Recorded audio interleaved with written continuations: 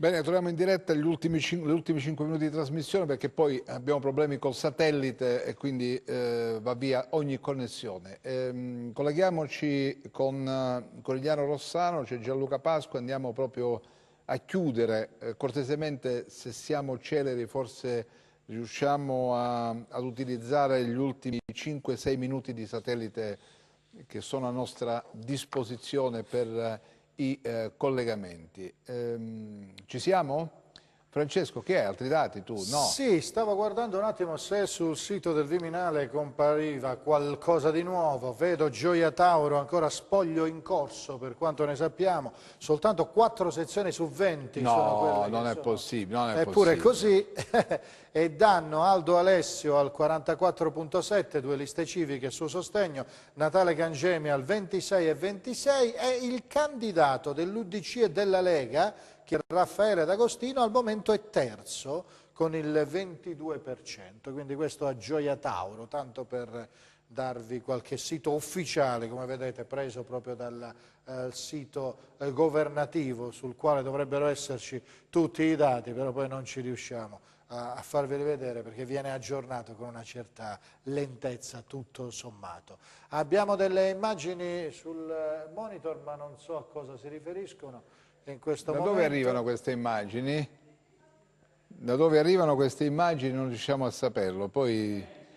Firenze, quindi Nardella, ok, quindi confermato sindaco Nardella, era un dato annunciato questo perché la percentuale dei suoi voti era abbastanza alta, quindi vedete credo che sia l'unico renziano ormai rimasto che abbia avuto successo, quindi poi sentiremo domani magari altri commenti. Razza in via di I estinzione. festeggiamenti. E beh, a questo punto sì, con l'avvento di Zingaretti i renziani sono pressoché estinti, ne sono rimasti pochissimi in giro, quindi c'è qualche commento per l'appunto, abbiamo visto poco fa sui quotidiani online di Renzi, adesso proprio su questo successo di Nardella a Firenze. Ce lo ripropongono in queste immagini dalla regia, quindi...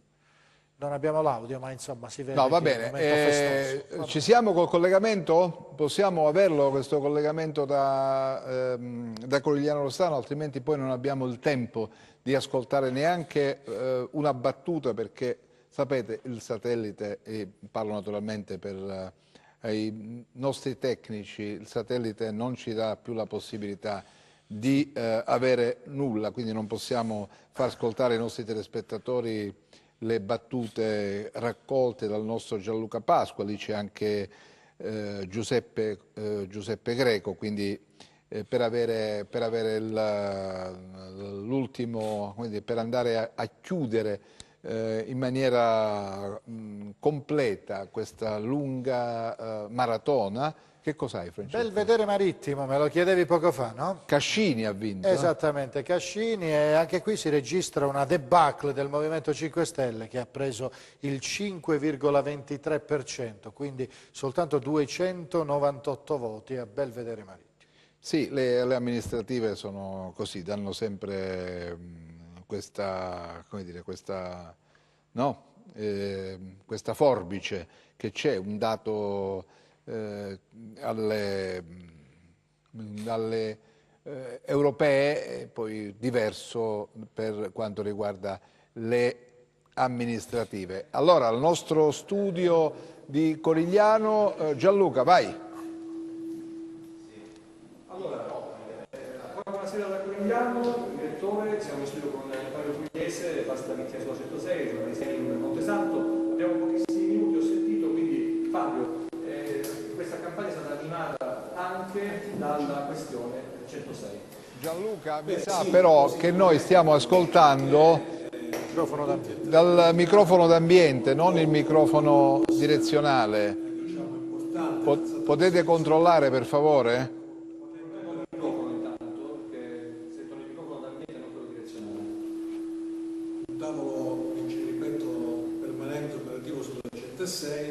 Esattamente un qualcosa di simile a quanto già è stato fatto a Crotone e che ha consentito a 38 sindaci del crotonese, a 2 capoluoghi di provincia di diciamo, trovare una sintesi su un tracciato, di approvarlo con delibera all'unanimità e di potergli consentire di dire oggi che quel tratto, il tratto del Megalotto 6, la variante, è in assoluto quella in pole position per essere finanziata e ammodernata. Qui diciamo c'è da fare la stessa operazione, da farla anche meglio, e io sono ottimista appunto perché tutti e tre hanno accettato questa idea, questa proposta dell'associazione. Poi bisognerà vedere se la faranno, perché noi in passato abbiamo avuto purtroppo Mascaro che l'aveva garantito, ma poi una volta eletto non l'aveva fatto, l'amministrazione Mascaro qui a Rossano.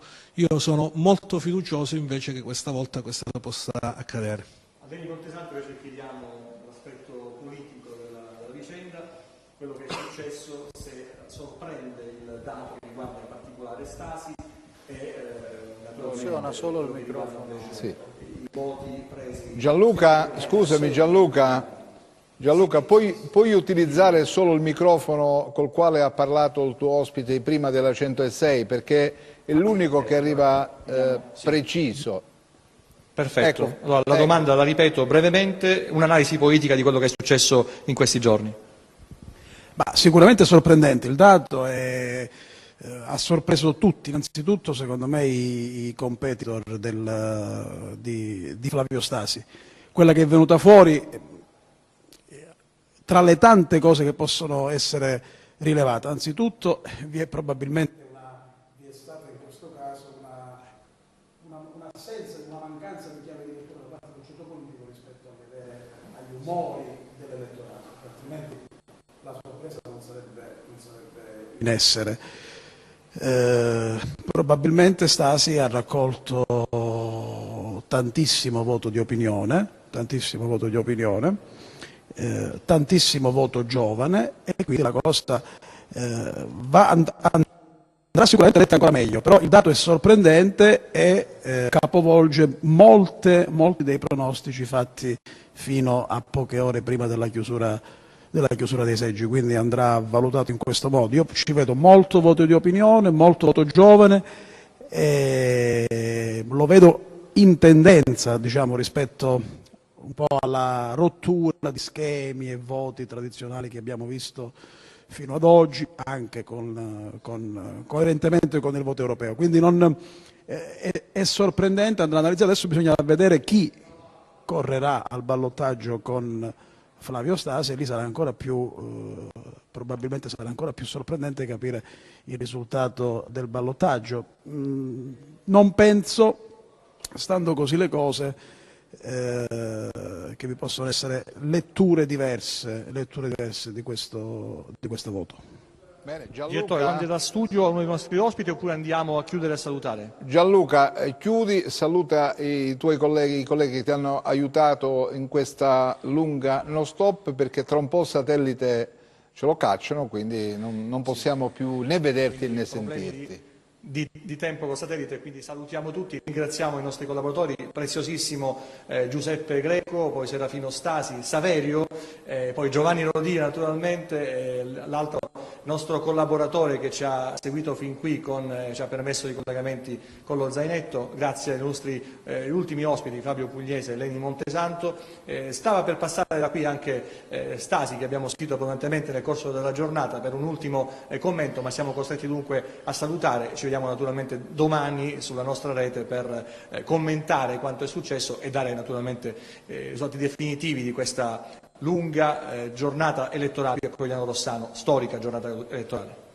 Bene, grazie Gianluca, un saluto a tutti, è stato meraviglioso, intenso, sofferto, ma ci avete dato in tempo reale tutto ciò che accadeva in questo primo passaggio da città unica a Corigliano Rossano, un evento storico meraviglioso, e adesso va a formarsi la nuova proposta politica, ci sarà il ballottaggio, si verrà al ballottaggio, poi i cittadini decideranno e prenderà il via il primo governo della città unica, lo ricordiamo, la terza in Calabria per numero di abitanti. Basta così, Francesco, abbiamo chiuso. Io devo ringraziare chi ha architettato tutto dal punto di vista tecnico, il nostro Luca Chito, guarda, è insuperabile, che riesce a fare le cose straordinarie con i mezzi messi a disposizione. A lui va un sentito grazie. Carmela Formoso, che ha firmato la produzione di questa intensa giornata elettorale, su questi 2 giorni di non stop, il nostro Massimiliano Rocchetti, che è il nostro produttore pubblicitario, grazie al quale riusciamo come dire, a fornire anche, andare oltre, dare in tempo reale una serie di dati e di cifre legate in questo caso specifico alla competizione elettorale. Poi la squadra dei giornalisti, Rosalba Baldino, che è stata grandissima, così come Gianluca Pasqua, così come Anna Franchino, come Francesco Straticò, come Pippo Gatto,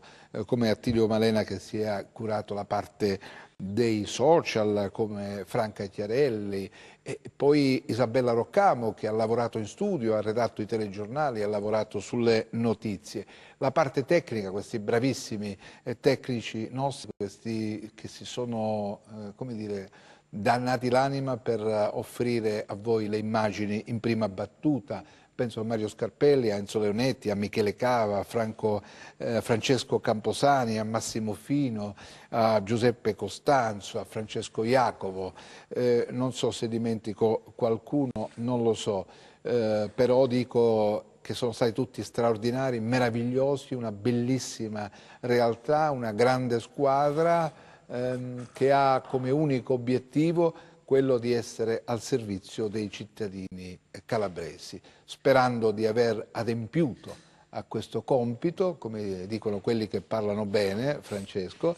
Francesco Straticò rimarrà qui perché domattina ci sarà... Non proprio, ma insomma alle 7 sarò sicuramente ci sarà la rassegna stampa e ricomincia il giro, ricomincia a girare la macchina con i suoi motori a 1000, perché noi, i nostri telespettatori, ci teniamo molto e con loro abbiamo un rapporto empatico straordinario. Arrivederci, buonanotte.